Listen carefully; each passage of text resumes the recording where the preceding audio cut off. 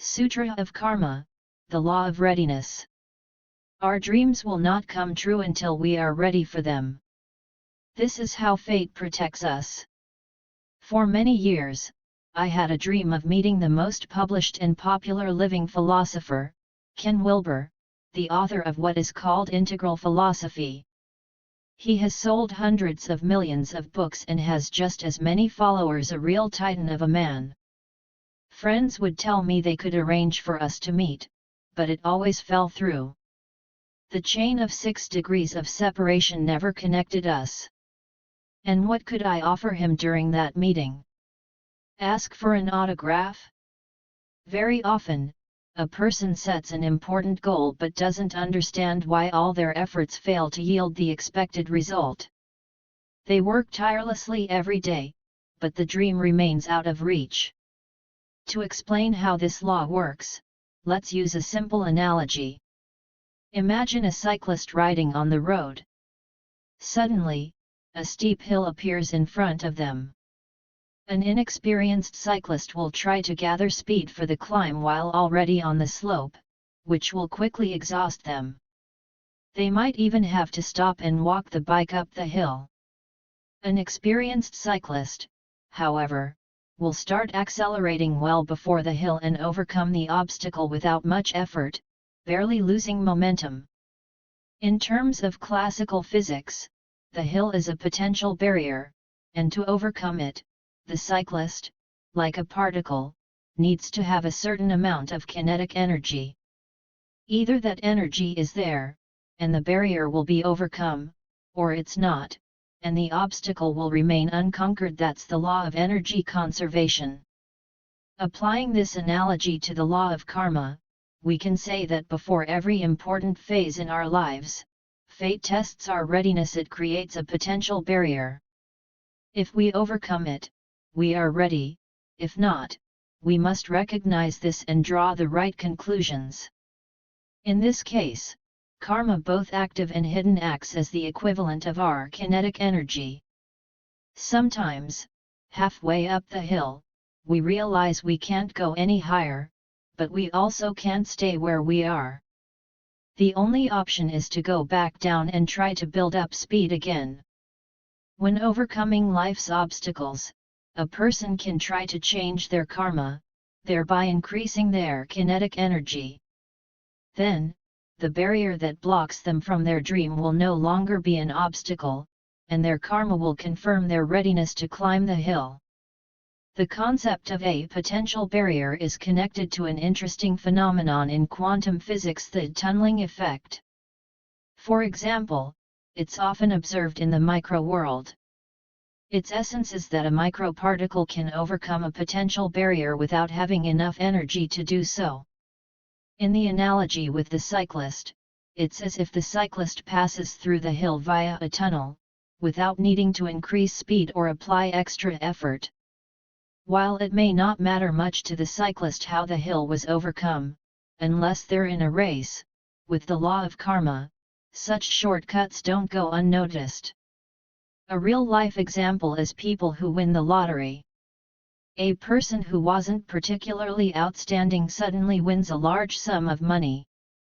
Statistics show that after a while, when the money is gone, their standard of living is almost unchanged or even worsened. They simply weren't ready for the win and thus unintentionally violated the law of readiness, with all its accompanying negative consequences.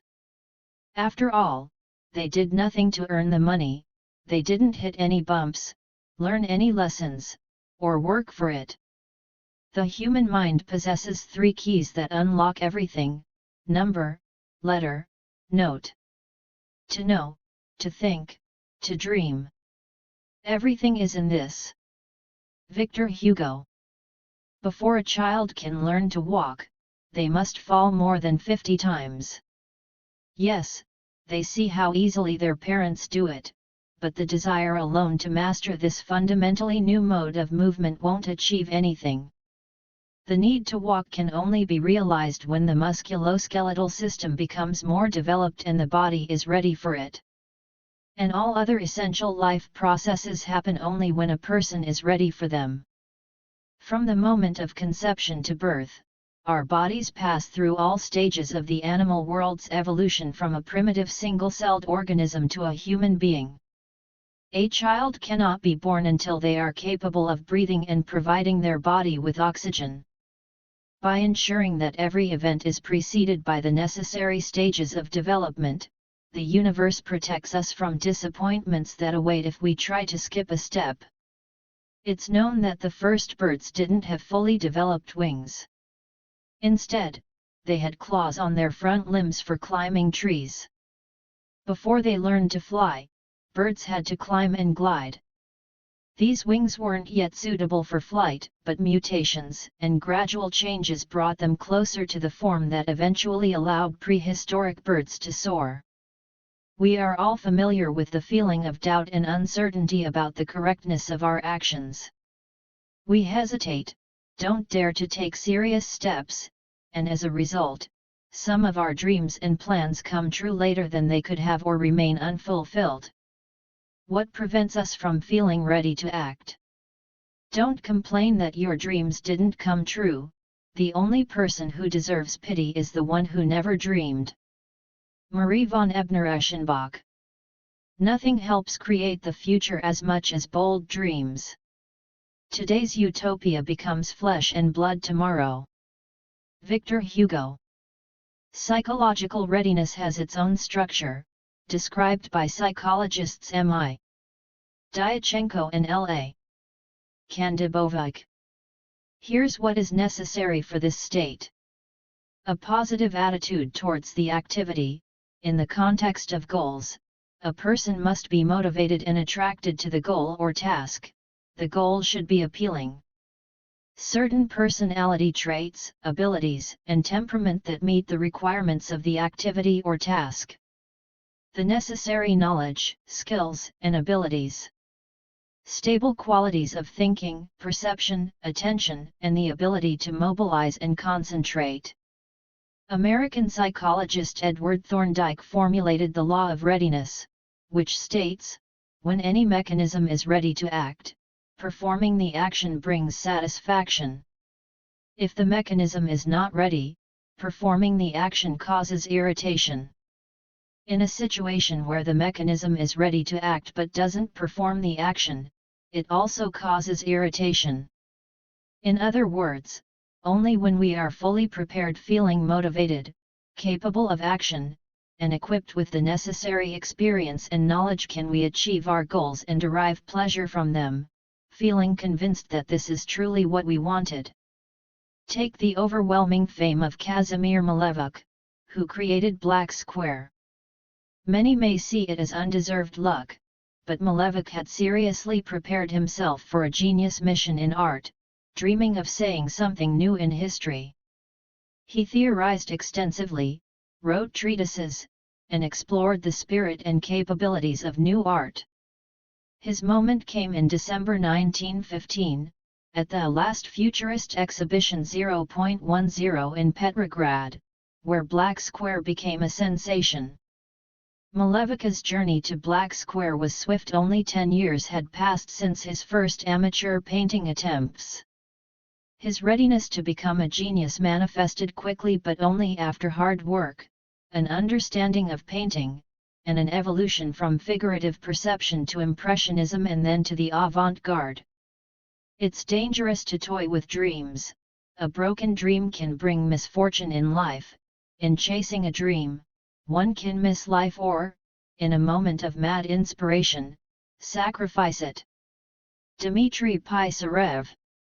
If our dreams aren't coming true today and we can't achieve our goals, we should ask ourselves if we need them right now, whether we can handle the process and result, and whether we can react to it appropriately.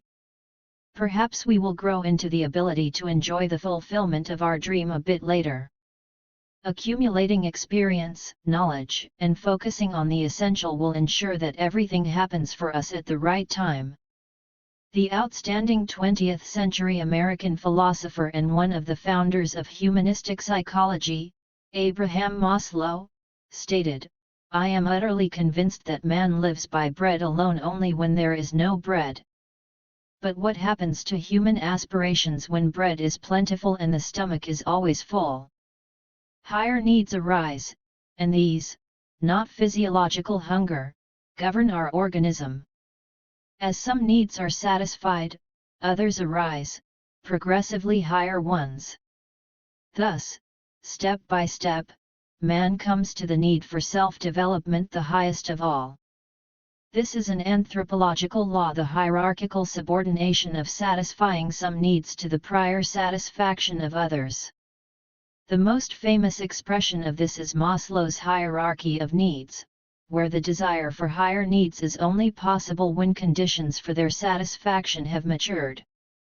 A similar hierarchical dependence of needs was declared by 17th-century Dutch philosopher Baruch Spinoza, the displacement of a weaker affect by a stronger one.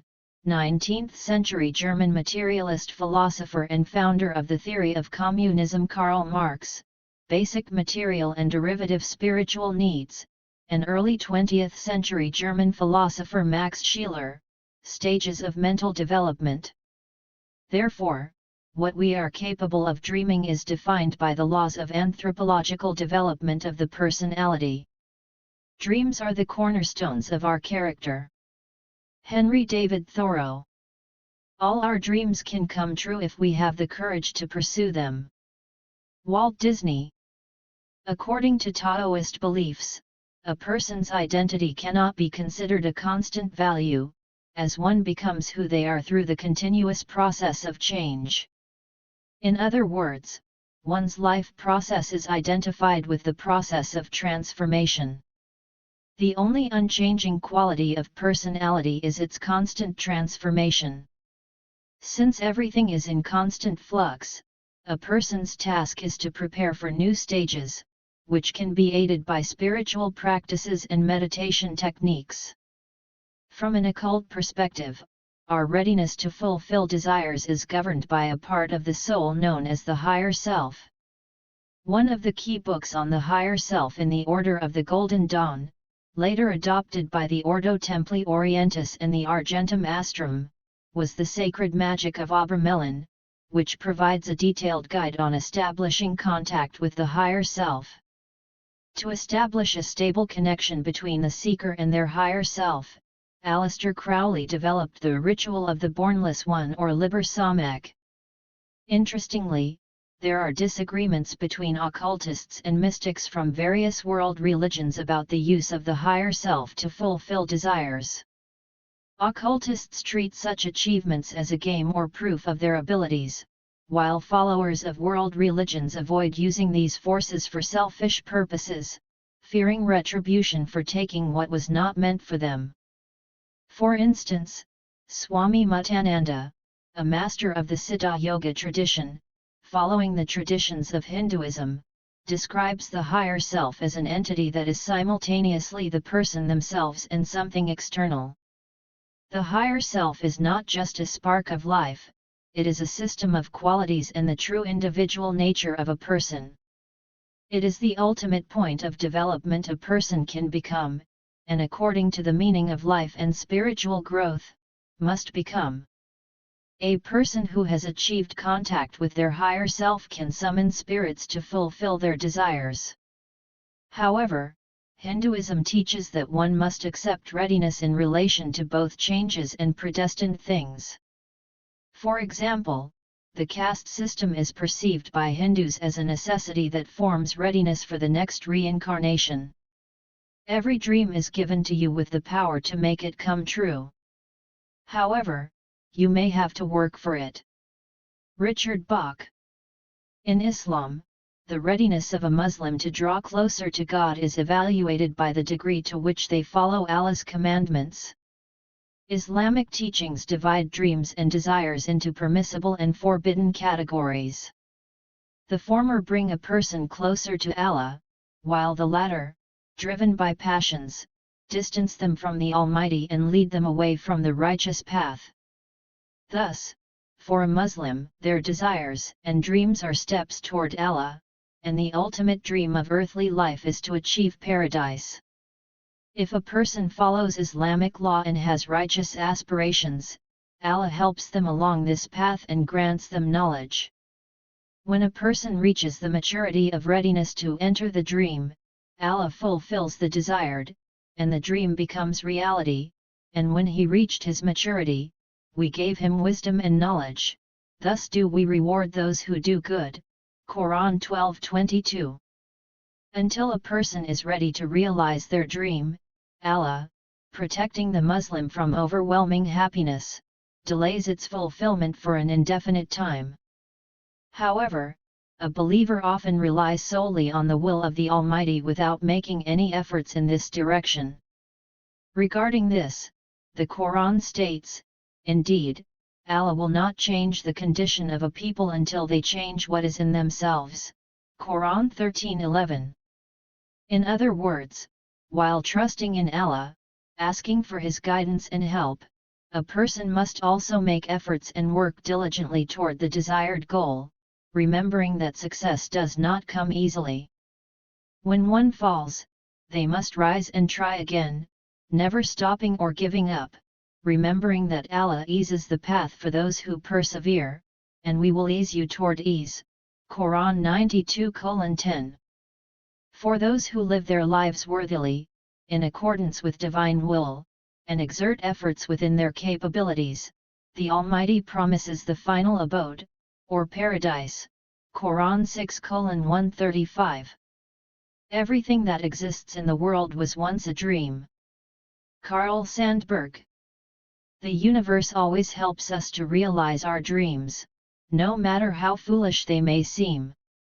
Because they are our dreams, and only we know what it cost to dream them.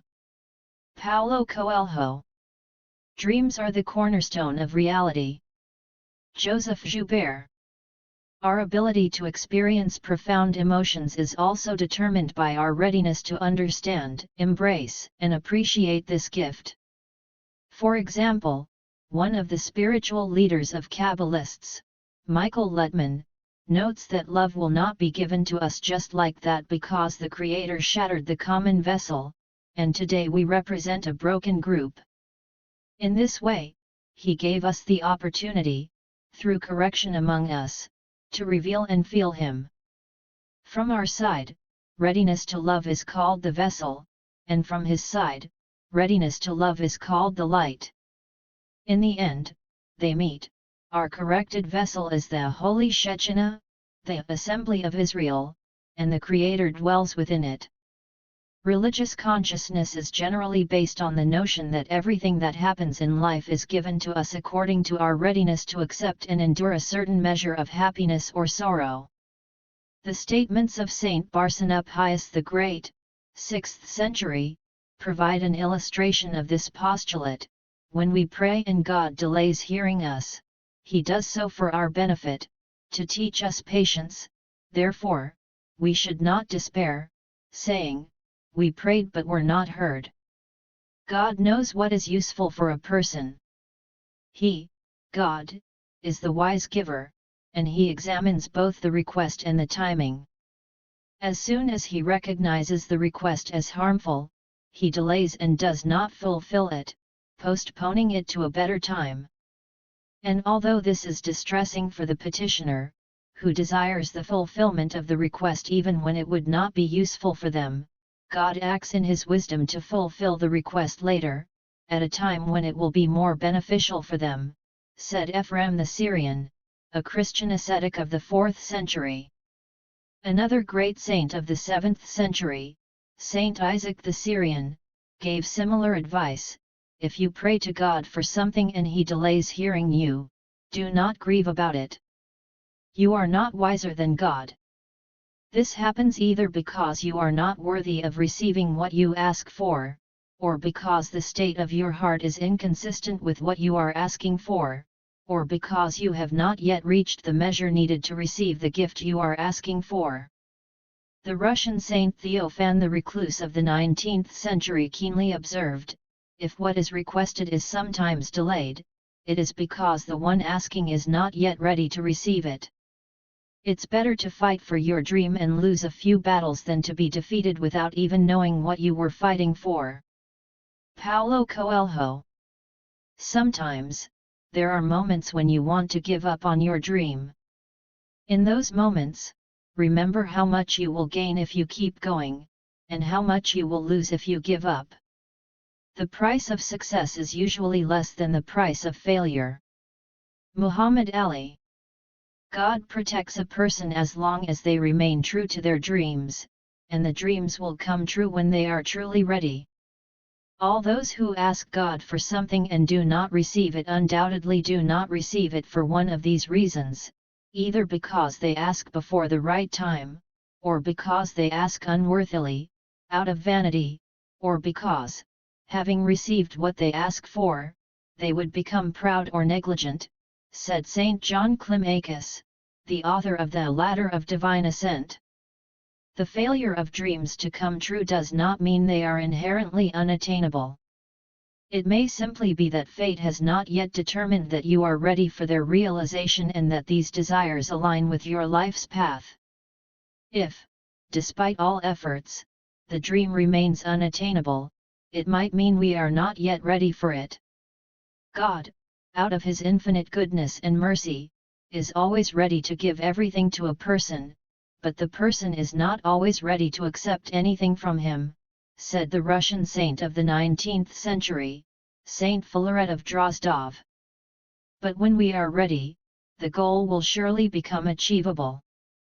But when we are ready, it will surely become achievable. Just like my meeting with Ken Wilber. It happened suddenly, and not before my colleagues and I had results from our own research in the field of collaborative technologies, crowdsourcing and crowdfunding, where the intellectual, creative, and financial potentials of thousands of people are combined to solve specific tasks. When we met, we communicated as equals, discussing the idea of a joint project.